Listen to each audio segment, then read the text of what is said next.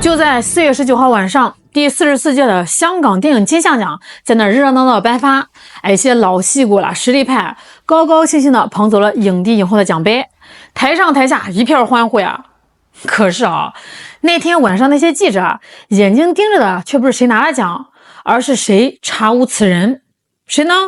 就是这位曾经风光无限的黄秋生。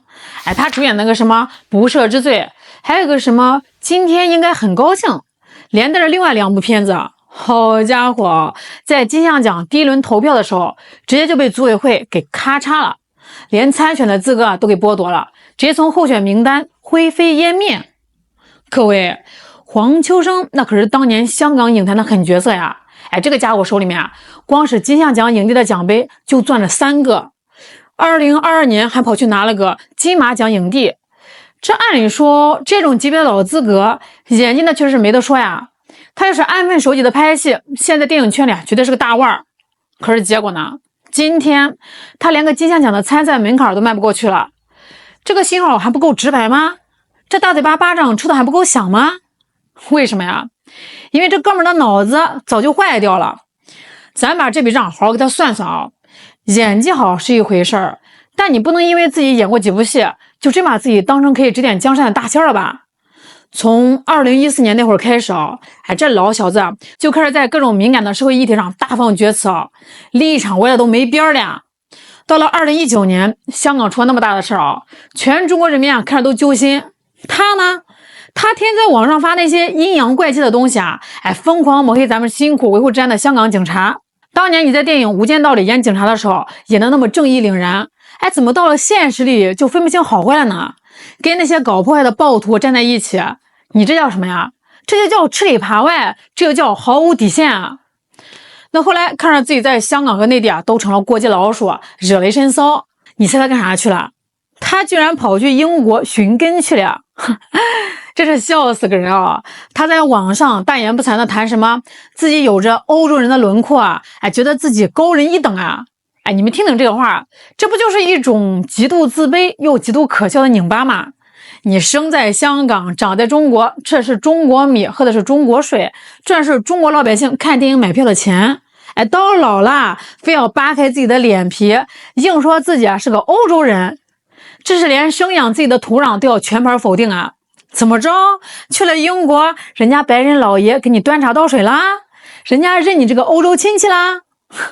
根本就没人搭理他那后来呢，实在是混不下去了他又灰溜溜的跑回台湾省发展。结果呢，报应来了那叫一个快在那边没戏拍，没钱赚，连个固定的房子都没有。他自己在媒体上诉苦说没有地方住工作少得可怜，压力大的要死，这个叫活该那这次金像奖名单一出，他彻底被除名了。有记者跑去问金像奖的主席尔冬升，人家根本就不正面回答打了个太极，轻轻几句话就给带过去了。各位，没明说不等于没态度在这个圈子里不表态就是最严厉的表态了。放在今天的市场环境里大家的意思已经摆在明面上了。你演技再好有个屁用平台、主办方、行业机构，大家心里面都有一杆秤。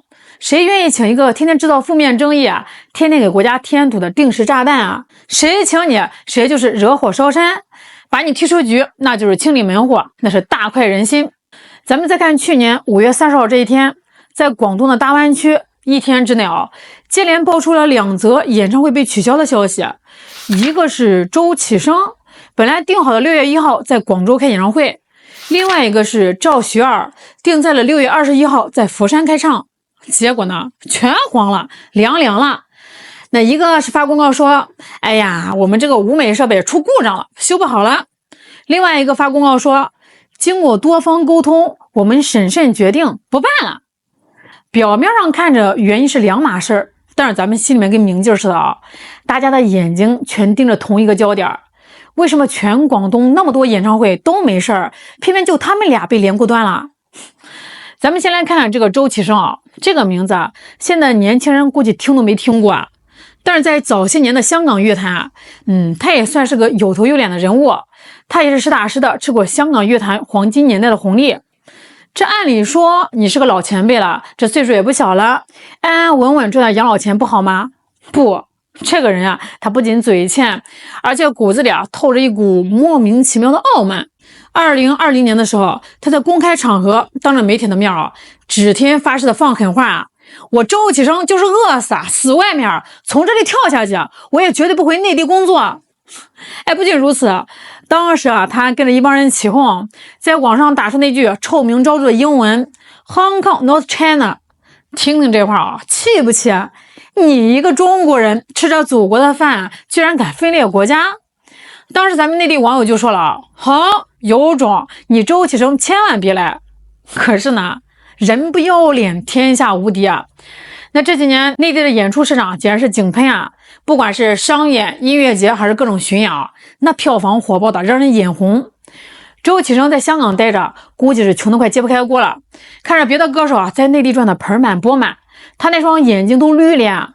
于是这老小子开始施展变脸绝技了，他在网上开始疯狂的打我是中国人的感情牌，哎，天天在社交媒体啊发帖子啊，夸内地的观众怎么热情，内地的城市啊怎么发达，字里行间全都是4个字啊，我想回来，内心其实是我想回来捞钱。所以你当互联网是没有记的鱼吗？你当内地的老百姓是傻子吗？你这广州演唱会的消息刚一放出来啊，根本就不用官方出手，咱们广大的网友直接就把你5年前那些截图啊，一张一张的全给你翻出来了，一翻一个准啊，全网传阅，热搜直接给你挂了好几天，把你那张两面3刀的脸皮啊给扒得干干净净。最后呢，主办方一看，这哪是请了个歌手啊，这是请了个祖宗啊！这要是真让他上台了，底下的观众能把矿泉水的瓶子啊扔满舞台，还赶紧的吧，发个公告，找个最烂的借口，什么设备故障，其实谁不知道啊？出故障的根本不是什么舞美设备啊，出故障的是你周启生的脊梁骨，是你周启生的人品。哎，你当年不是说饿死也不来吗？那咱们就成全你啊，你就好好在外面饿着吧。咱们再说这个赵学而啊，他跟周启生还不太一样，他走的是另外一条路。那提起赵学而，很多上了年纪的观众，特别是看 TVB 长大的，对他是有滤镜的。为什么呢？因为当年火遍大江南北的黄日华版的《天龙八部》里啊，他演了那个泼辣又痴情的穆婉清。哎，那个时候的穆婉清多水灵，多招人喜欢啊！因为这个角色啊，内地的观众啊一直对他有着一种旧情分。所以他后来定下来要在佛山开演唱会，那票价定的也不便宜啊，从298块一路卖到了1198块。这消息刚出来的时候，确实还有不少不明真相的粉丝啊想去买票，想缅怀一下自己的青春。可是青春归青春啊，滤镜归滤镜，一旦涉及到大是大非，咱们中国人的眼睛里是绝对揉不得沙子的。就在他演唱会紧锣密鼓卖票的时候，有些细心的网友就去翻了翻他在境外的社交平台，这一翻不要紧哦，好家伙，又翻出来一只白眼狼。回到2019年那场风波，当香港被搞得乌烟瘴气的时候，赵学而在干嘛？他不仅不站出来发声谴责啊，反而去转发点赞了一个叫卓韵之的人写了一篇充满争议、歪曲事实的文章。不仅点赞啊，他还在底下留言呢，拍手叫好，说得好。后来这个事被曝光了，有网友就跑到他账号底下去追问他到底是什么立场，结果呢，他装死啊，连个正面的回应他都不敢给，心虚的一塌糊涂。时过境迁，到了2025年，你想趁着大湾区融合的东风跑来佛山开演唱会赚大钱了，你以为时间能冲淡一切？哎，你以为大家只记得你是穆婉清？做你的春秋大梦啊！5月30号，佛山镇的演唱会直接宣布取消，主办方倒是干脆啊，表示全额退款。这说明什么呀？这说明角色带来的好感确实可以帮你这个艺人被大家记住，但他绝对替代不了大家对你这个人品格的判断。你演的穆婉清再真烈再痴情，也掩盖不了你在大是大非面前手术两端的嘴脸啊！情怀是拿来回忆的，不是拿来被你当成韭菜割的。你想一边赚咱们的钱，一边在心里面骂咱们，天下哪有这种便宜的买卖啊？那说到这儿啊，有些人可能会琢磨了，哎，为什么感觉这几年这种事越来越集中了呀？是咱们的市场突然变得苛刻了吗？是咱们的容忍度变低了吗？扯淡啊！哎，根本不是什么情绪问题啊，这是因为现在的规矩立起来了，这是因为老百姓的觉悟彻底觉醒了。咱们先从官方层面来说，现在的内地演出市场和影视市场那个体量在全世界都是数一数二的，这么大的盘子能没有规矩吗？咱们国家的营业性演出管理条例白纸黑字早就写的明明白白清清楚楚啊，港澳艺人来内地参加营业性演出必须按规定严格申请。到了2021年，文旅部更是直接下了死命令，一锤定音，所有的演出举办单位坚决不得使用造成恶劣社会影响的违法失德演员。这规矩就明晃晃的摆在桌面上，你当投资人都是傻子吗？人家那都是真金白银砸进去的投资呀。在这个节骨眼上，谁愿意去请一个屁股坐歪的艺人？这万一要到临近开演了，或者说电影快上映了，突然被网友扒出你以前那些烂事儿，直接给你来个大爆雷，那投资人的钱不就全部打水漂了？所以在今天主办方在请人之前第一件事就是算风险账。你有劣迹，你发表过不当言论，对不起哪怕你不要钱白给我唱，我都不敢用你。另外一方面，老百姓现在的判断力也是今非昔比了。那以前呢是网络不发达，大家获取的信息的渠道少，有些人觉得哎呀，艺人嘛，只要他唱歌好听，演戏好看就行了，他私底下是个什么人，他在国外说过什么话，咱们可以分开看。现在还能这么简单吗？绝对不能啊！哎，你们想想演唱会的门票是自己掏腰包买的，电影的票房是咱们一张一张电影票堆出来的，明星的关注度和流量是咱们老百姓用时间捧出来的。我们凭什么要把真金白银和巨大的影响力给一个心里根本就没有国家甚至敌视我们的人啊？